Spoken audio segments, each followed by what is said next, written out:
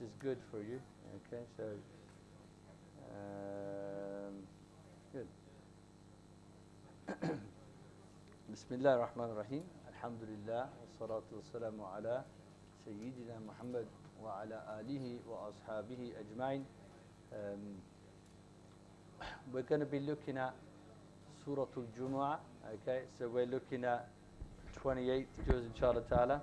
If you want to open it up, it could be really beneficial for you. I think we want to remove barriers between us and the Quran al-Kareem.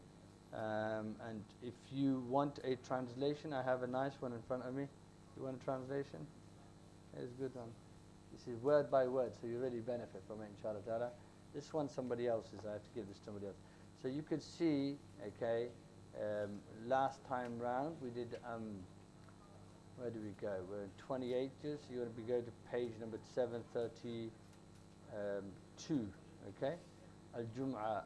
This surah starts with يُسَبِّحُ لِلَّهِ مَا فِي السَّمَاوَاتِ وَمَا فِي الْأَرْضِ الْمَلِكِ الْقُدُّوسِ الْعَزِيزِ الْحَكِيمِ. Okay, this surah, even though you don't have it on the screen, but the surah starts with whatever or whatsoever is in the heavens and whatsoever is on the earth. This tasbih of Allah. Is that clear? Everything in the heavens, the earth is designed to praise the Almighty. Okay, and then it said, then it mentions 4 beautiful names of Allah subhanahu wa ta'ala from His sifat. The Al-Malik, the King. Okay, Al-Quddus, you say Subbuhum Quddusun Rabbuna wa Rabbul Malaikati wa Ruh. Then you read this in Tarawih. It's an amazing dua. Subhana dhil mulki wal malakut. Mulk here, Malik, okay? Subhana dhil izzati wal azamati wal haybati wal qudrati wal kibriyai wal Allahu Akbar. When you understand that dua, it's like boom, boom, boom, boom, like that. Because you're suddenly like, oh, Malik, al-Quddus. You say, with each name that's mentioned, you suddenly become more and more humble. Is that clear? More and more humble. You think, La ilaha illallah. Is that clear? This is Allah. All of these names are the names of Hayba. Is that clear? All Izzat, and Milkiyat, and Habat, and all of this respect belongs to Allah. You are nothing. Yeah. And so that's a powerful dua. It's better. You have the English translation. Do they have the English translation? It's good, that is. So every 4 rakah you read that to humble yourself. At the end, Ya Quddus comes that the pure one. Okay, Ya Mujiru. After all of that, you say, Ya Allah, the one who saves me from Jahannam, the only one who could save from Jahannam. Ya Mujiru, Ya Mujiru, Ya Mujiru. Hey, save me, save me, save me from the hellfire. You see, okay. So here, Al-Malik, Al-Quddus, Al-Aziz, the mighty one. Is that clear? Okay. Al-Hakim, the all-wise. The all-wise one. Every action of Allah, everything that happens in your life has a wisdom. With me? I saw this video, somebody sent me a clip, and some boys at an Indian train station, I think you may have seen it. Okay, he's got poor slippers on. Okay, and he's trying to fix his broken slipper. Okay, so it breaks, so he now sits down, he's trying to mend it.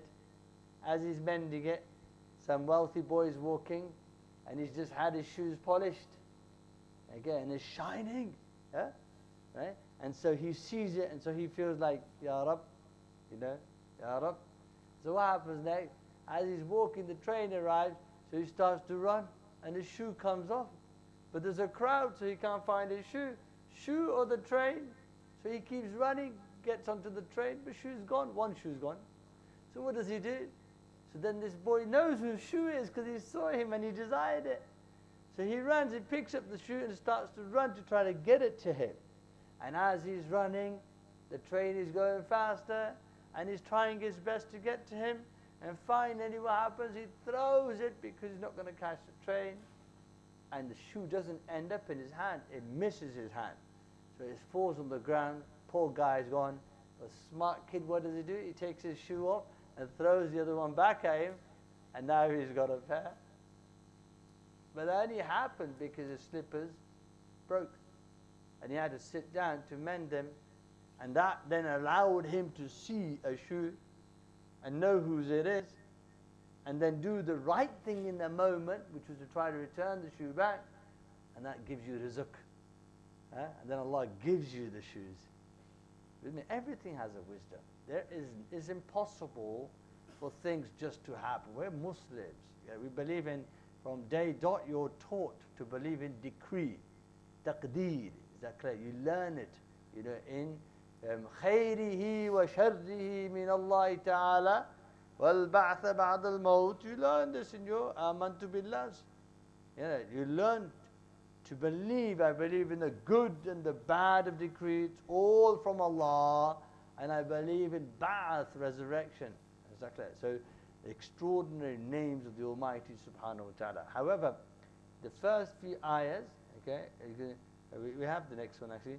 وَالَّذِي بَعَثَ فِي الْأُمِّيِّينَ رَسُولًا مِّنْهُمْ يَتْلُو عَلَيْهِمْ آيَاتِهِ وَيُزَكِّيهِمْ وَيُعَلِّمُهُمُ الْكِتَابَ وَالْحِكْمَةَ وَإِنْ كَانُوا مِنْ قَبْلُ لَفِي ضَلَالٍ مُبِينٍ. After doing this tasbih and after mentioning the names of Allah subhanahu wa ta'ala, then the ayah goes on to mention this. He is, who? Allah. قُلْ هُوَ اللَّهُ. He is the one. الَّذِي بَعَثَ, who raised among the unlettered people. Ba'ath means to raise. Yawm al-Qiyamah, you're raised from the dead again. That's why it's called Ba'ath Ba'd al-Maut. A Maut ke baad, resurrection. Is that clear? But he is the one who raised among the unlettered, fil ummiyina rasulan. Here, even though we have one of the names of the Rasul sallallahu alaihi wasallam, al-Nabi al-Ummi, here is not speaking about the Prophet sallallahu alaihi wasallam, it is talking about the people. Allah sent Sayyidina Muhammad sallallahu alaihi wasallam to a people who were unlettered. Okay, they couldn't read and they couldn't write. Okay, is that clear? So here, he is the one who sent the Rasul sallallahu alaihi wasallam to a nation of people. The Arabs were known to be ummi. You know, very few people could learn to read and write. Like we have when your parents came to the UK, many of our parents, 1, 2 people could write a letter or read a letter. So he's the one who sent. I sent them a Rasul, okay, minhum, from their midst, yatlu, who recites upon them, ayatihi, from Allah's signs, the Quran. Is that clear? So the ayah speaks about this, okay. And the Jews used to mock the Prophet. They say you're the prophet of the unlettered, the Jahil people. Yeah, because they had received a book, they were learned in their books, okay. That's what they claimed, exactly. So they would use this ayah to mock the Prophet. Say, hey, don't come to us, go to the Jahil log. That's other, you know, civilized people, shady people. Go to the village people. Is that clear? Okay, so here we use that because you have this. It happens, you know. Sometimes when people with education, people get arrogant. You know, I spoke to one of he's #1 consultant in his area in the UK. I speak to a consultant today. Absolutely extraordinary. 36 years of experience, you know, in one of the highest positions you can imagine in his field. Yeah, La ilaha illallah, how humble this man was. You know, with that position, okay, and Bupa, he comes #1, by the way, up there, okay, in his field. So you know he's serious business, right? Private. I'll just talk to him, don't worry. Okay, here, humble, la ilaha, humble, humility on another level. With ilm and oda, humility. That's beautiful, that is. But if you get, we have a lot of people who are jahil and they think they're something. With jahalat, they have takabbur. You get it like as if they've done something. That's really ugly. And then you get people who have oda and they're mutakabbir. Yeah, they feel like, you know, like you get in Pakistan, you see a lot of that. You get it? If you have money, they don't want to know you. You get it? But and so it's very beautiful when you're Muhammad Rasulullah sallallahu alaihi wasallam and you are so humble that people can't believe you are Rasulullah. You get it? And so that just becomes the most beautiful. This is why it's the most beautiful thing to witness. And Sahaba would start to shake in awe of what they were witnessing. You with me? That you are this person, but you're so humble. They were blown away by this, you see. And so here, this ayah speaks about it. وَيُزَكِّيهِمْ, and he purifies them. وَيُعَلِّمُهُمُ الْكِتَابَ, and he teaches them the book. He tells you how to make tawbah to Allah. how to become better people. He teaches you Allah's commands. Okay, but you have to go to him. If you don't go to him, you can't learn. Okay, and you have to go to a madrasa to learn. You have to go to a teacher, otherwise how are you supposed to learn? Why it's very, very important this, okay? And wal hikmah, and wisdom, okay?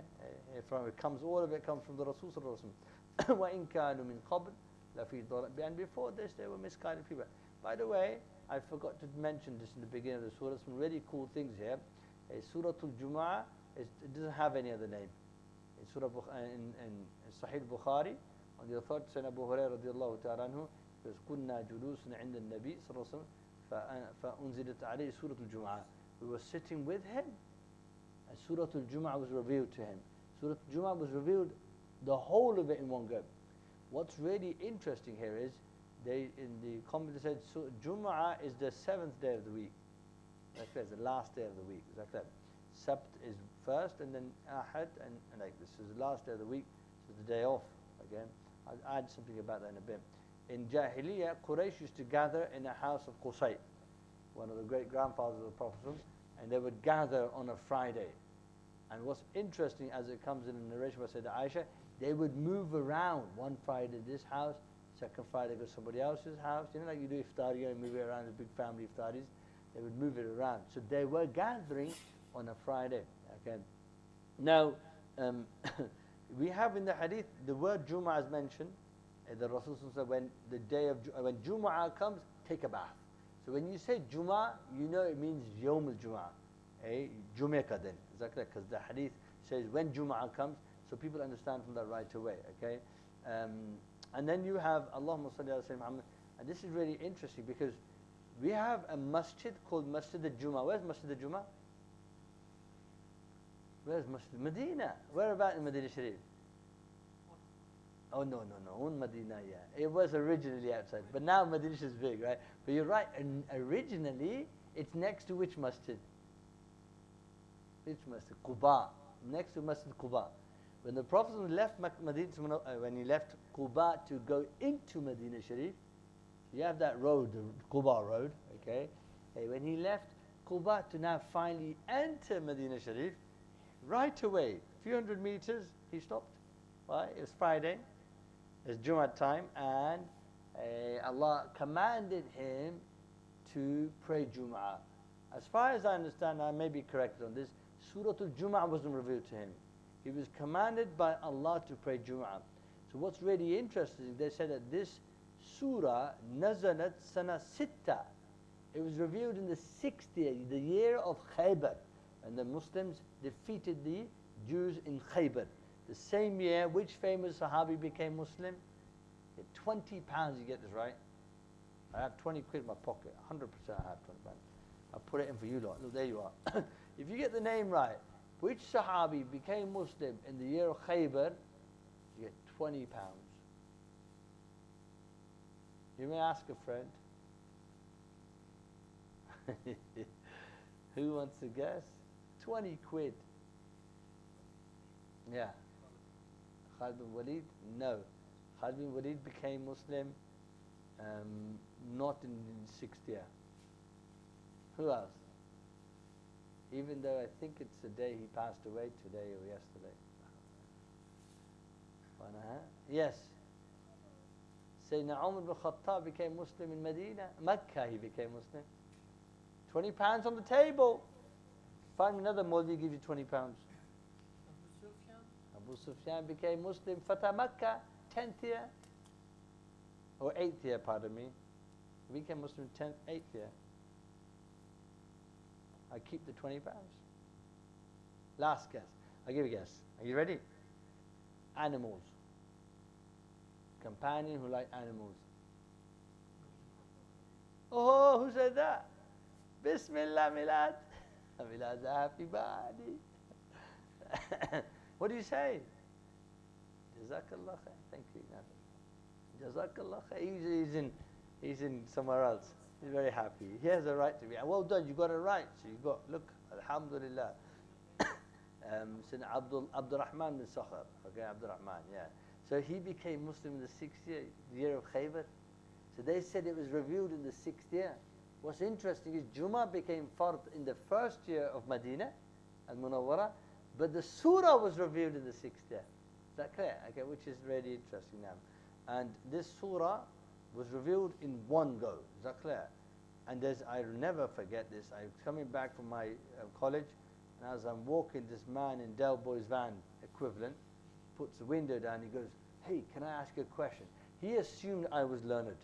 Why? Because I've got jubba and a hat on a bag. So he thought, "Iparelli here." But not knowing, I didn't know this question. So he came out of an exam, right? And he goes, "What does the word munajjama mean?" I never forget it, subhanAllah. I said, "Jail, I don't know." I'm a new student, and I didn't know. And he said, "Okay, you carry on." Right? So, but munajjama, I know now, it means when either the Quranic ayahs were revealed all in one go, like a whole surah, or they were revealed bit by bit. The Quran was revealed to the Prophet over 23 years, bit by bit. That's like munajjama. Why? Piecemeal. So you can understand it, you can memorize it, you can internalize it, you can learn to practice it. If it was all in one go, what are you going to do? Bit by bit. It's like a munajjama. So this happened. Good. Remember, we're on we have to finish on time. So what we take from here, he was sent to transform people spiritually and intellectually. That's why the ayah covers all of that. Your hikmah you find with Sayyidina Muhammad sallallahu alaihi wasallam. I was speaking to the consultant. I said to him, "This is prophetic what you're doing." What is it? That you can't give medicine to somebody or give us some advice without knowing who they are. Who are you? Where's your pain? How long have you had the pain? You get it? What are the symptoms? They look at all of that, look at how old you are, your lifestyle, then they say to you, "This is what you need." Unlike my Hindu doctor, when I was a kid, everybody got paracetamol. Everybody the same. Everybody the same. It doesn't work like that. Get it? A prophetic is to personalize medicine. One Sahabi said, "Give me advice." He said, "La taghdab, la taghdab, la taghdab." Give me what? Don't get angry. Another one came, he said something else to them because he knew people are all different. Some you raise your voice, others you just, yeah, what do you do? So here, he said, "My PhD is in that." I thought, mashallah, get it? He's been personal medicine, personalizing the medicine. So mashallah alayhi. So here, everybody's different. The Quran is central to this mission. By the way, this theme's coming up shortly, next ayah. This is why it's really important. How much do you understand the Quran? Are you going to be like the Jews? You get it? In their zulm and on their jahala. Okay, are we going to be like them? Or you want to be somebody who understands his book, knows his book, reads his book, understands the book, practices the book, or are you just going to carry it around? And true guidance includes both knowledge and inner purification, tazkiyah. Together, okay. You have to have ilm, and you have to then practice that ilm to become pure people. Ayah number 2. Ayah number 5 in the surah. This is an example, simile. Is that clear? Okay. Are we like this? Are you ready for it? مثل الذين حملوا التوراة ثم لم يحملوها كمثل الحمار. We mentioned quota last week. Let's come back again. Okay. كمثل الحمار يحمل أسفارا بئس مثل القوم الذين كذبوا بآيات الله والله لا يهدي القوم الظالمين. Here, the verses before this, is that clear? Okay, the sort of verses before, they speak about the Prophet being sent to the unlettered people and educating them and teaching them the book. And they were practicing it. And they became purified people, better people. Now it gives you an example of people who had a book and never used it. Is that clear? Rather, they're like donkeys. And the Quran is extraordinary. But they just, to carry the book on your head and just walk around, oh, like the bride. Puri shadi is against the Sharia. And when the boat is about to go on her path, bring the Quran, put it overhead as a shade. You tell me, does that Quran bless that wedding or does that Quran give bad dua to that wedding? You tell me. Think about it. The entire wedding, you had no time for Allah and His Rasul, bar the exchange, Maulvi Sahib, acho, kalme praho, whatever. And now, Band baja is done, and now our Beti is about to go to Nihad, Quran Shivin, you know. Do you get it? You think about that. In the midst of all of that filth. You know, I had a dream once. I'll share it with you. I had a dream once. You know, a subway. I came back from Damascus and I had a dream. Alhamdulillah, it was a beautiful dream. In my dream, as I'm walking, I can see Qur'ans writ everywhere, thrown all over the place. So, and I can see people urinating all over the Qur'ans, you know, in the UK. They're, you know, urinating all over the Qur'ans. A'udhu billah. It's a horrible, in that part, the horrible dream. So in my dream, I pick up all the Qur'ans and gather them and start washing them. Do you get it? It was a nice dream, you know. I woke up really happy that inshallah Allah will use this, you know, in some way or another. So now you tell me, when we have weddings like this, all filth, you know, mixed, people are looking at haram, thinking haram, you know, you've got music playing, you know, and then you've got Quran in the corner, which now as a, you know, formality needs to come out. So that's not that. That's not what our book's about. You should have shame even taking the Quran Sharif like that to a wedding like that. You should have some shame saying, okay, I know I'm bad, but I'm not going to do that. You've got naughty people out there, right? They've got shame. They're like, you know, I know I'm bad. You know what I mean? Like, you don't ask me, ask somebody else. Do you get my point here? This is my understanding anyway. If people have a problem, what can I do? But do you get? So here, this Quran is knowledge. You don't carry it on the head like a donkey. What does a donkey do? Donkey can carry all the goods of the world. Does it get a percentage of the profits of the investment? Does a donkey have an agreement before it goes on a journey? 1% at least. What do you reckon? I just don't know up to Qadish. Does the donkey have a say like, give me better hay today, you know, because look how much I'm carrying for you? Doesn't know. Kota's got one role: carry and hurry up. Yeah, and it does. It's a very humble animal, by the way. Very beautiful animal, very strong animal. The Prophet rode a donkey. He had a donkey called Yafur, sallallahu alayhi wasallam. Okay, and so here, you and I, are we falling into this? Are you and I falling into this trap? Look, the example of those who were entrusted with the Torah, the Jews, and then failed to uphold it. They didn't practice it. They didn't follow it. They were promised as a prophet coming in the end of time. You got to follow him. They hid that. They changed what they wanted to change, and they made it where it suited their needs. Is that clear? So here, okay, like of a donkey carrying books.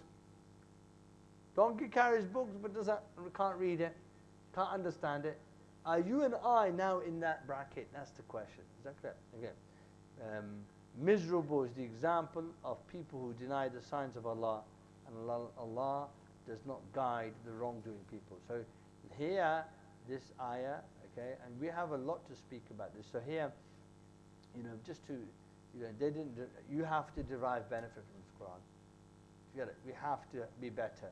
The English translation is good because it allows you to read it. Is that clear? You understand it, and you can then ask questions. You get it? So this is why. Don't be like the donkey. Don't be like the Jews it mentioned here. Okay, be Muslim. Be Hamil Kitab, understanding the book and following the book. Is that clear? Okay, now, and then find it. By the way, let me leave you with this one. In this surah is amazing. By the way, this surah is not just about Jumu'ah. The last verse is about Jumu'ah. That's what it's called, Surah Jumu'ah. But in this surah, it's a rebuttal of the Jews. You get it? Who used to mock the Prophet ﷺ. They mocked the Muslims. They said, we're the awliya of Allah, not you lot. We're the chosen people of God, not you lot. So the Quran then challenges them. So that if you're the awliya of Allah, go and let's see you wish to die. فَتَمَنَّوُ الْمَوْتِ. Okay? Is that clear? So it does that first challenge. So you're not the awliya. The awliya are the ones who are prepared to die for the sake of Allah subhanahu wa ta'ala. Number two, they said, we have a book, you don't have a book. We're the chosen people. Ahlul Kitab, the people of the book. So the Arabs don't have a book. You Arabs are that shari, and you're not, you know, you're from the village. Yeah, we're educated. I have a degree. I have this, you know, like that. Okay, sorry, shari people. I'm just using this example. Okay, there's some shari people, mashallah, good people, but they tend to use that against the village people, right? You know. So here they're like, we have a book. You don't have a book. So Allah then sent them a book. He gave the Arabs the Quran. Exactly. And the third, okay, last but not least, what's the last one? What's the last thing that this surah, the Jews were mocking the Muslims about? That you don't have this, we have this, but you don't have this. Then Allah gave it to them. I'm happy to pull my wallet out. Go on, another one. Where are you? My wallet is open. But you got 5 at this time. Come on. What is the last thing? They say, where are the awliya? You're not the awliya. Allah said, no. The Muslims are the awliya not. Number 2, yes. Yes, well done. Come. Bismillah. Barakah, barakah. £5 times 700, inshallah. Bismillah. Good. Okay, now look. So, Jumu'ah, they go, we got a special day. You don't have a special day. So Allah gave them Jumu'ah. He gave the Muslims Yawm al-Jumu'ah, a day of celebration, a day of congregating together. And gave them a dua that's answered. Yawm al-Jumu'ah. And you take a bath and you wear your best clothes and you come to the masjid. You read Surah Kahf and you get a light, okay? Somewhere there's a dua that's answered. And the first one to come to the masjid gets the reward of sacrificing a camel. That's like feeding 100 people. Shaykh Samir once told us this hadith. Then on the Friday I went to Jummah. I thought, let's see. I'm going to try to get there and be the first one. Subhanallah, the Shaykh practices what he preaches. Allahu Akbar, not a soul in the masjid, but Shaykh was the first one at the front, before everybody else. This is what makes him amazing, subhanallah. Can you imagine, Shaykh, this big, yeah? First one sitting there before everybody. Why? Because he loves the Rasul. So if you love the Rasul on a Friday, you need to be the first one in Jummah. You with me? First one in Jummah. Okay, before everybody else. Then you get this amazing reward of feeding 100 people. Right? Yeah. Good. So knowledge without implementation is useless. I'm going to start practicing. And this is a warning for Muslims. And guidance requires both knowledge and obedience. You know, this is true guidance. If I know but I don't practice, what's the point? With me? No, we don't. I know a little, but I practice it all. It's better than knowing a lot and not practicing. And that's why ask Allah to make you a person who implements. Is that clear? Okay, we're not here to judge. We're not interested in judging. It's about your journey, you and Allah. At the end of the day, you have to stand in front of Allah alone. Nobody else with you. You with me? Alone. And so that's why these are beautiful days about focusing on yourself. Where am I going? You know, what's happening? What do you want from life? I'm going to end here because I don't want to go over. I promise. And the last ayah is about, I've got a minute on that clock. Say indeed the death you flee from, it will surely meet you. Okay? Then you will be returned to the knower of the unseen and the seen, and he will inform you about what you used to do. قُلْ إِنَّ الْمَوْتَ الَّذِي تَفِرُّونَ فِرَار. Firar means to flee, like run, you get it, for your life. The one you run away from, فَإِنَّهُ مُلَاقِيكُمْ. Aap se milega, it will find you. You get it? Can't get away. Hey, death is such a thing. You run away from the masjid, where are you going to go? Where people die all sorts of places. Yeah? They die in every place you can imagine. You have somebody dropping. Can't escape. Go on top of the mountain. Buruj Mushayyada. Get there. I have a friend. He was in Damascus. His father passed away. His father was a doctor. Really well-established doctor. He'd retired. Guess where he died?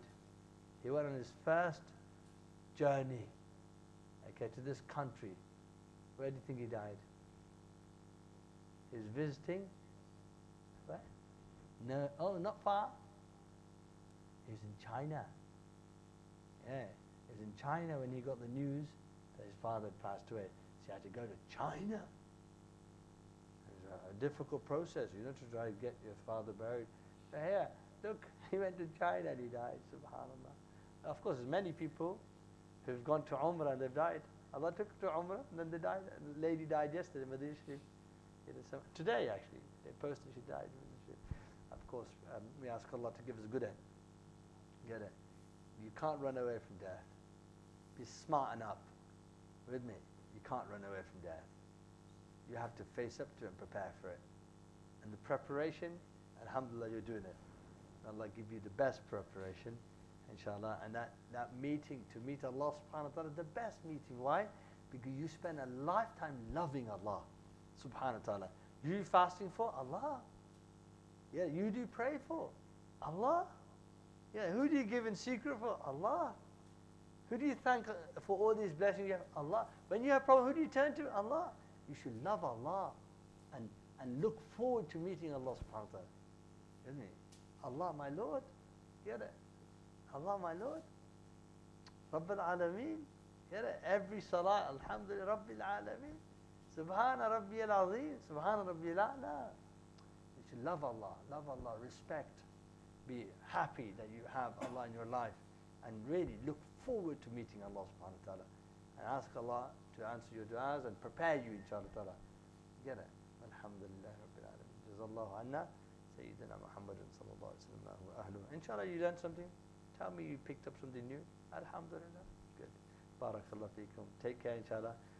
Tomorrow we're looking at Surah Al-Munafiqun. Scary.